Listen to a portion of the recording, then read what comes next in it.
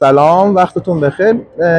قبل از این تمرین بچه‌ها شروع بشه گفتم یه مطلبی بگم. گاهن توی مسابقات من دیدم خانواده‌ها یه بحثی دارن، میگن که چرا یه بچه‌ای که یک سال اومده توی ورزش نسبت به اون 5 سال موفق‌تر بوده.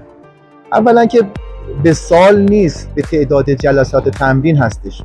اونی که یک سال اومده قطعا هفته 5 یا 6 جلسه تمرین داشته، ولی اونی که 5 ساله داره میاد احتمالاً یه جلسه تمرین داشته یا 2 جلسه تمرین داشته. خب باید اینا فرق بکنن. کسی که هفته 6 جلسه تمرین میکنه با هفته 2 جلسه باید فرق بکنه.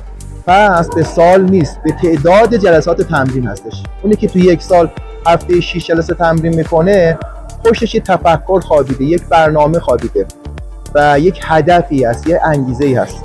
پس به سال نیست، به تعداد جلسات تمرین هست. امیدوارم که واسه خودتون یه هدفی داشته باشید.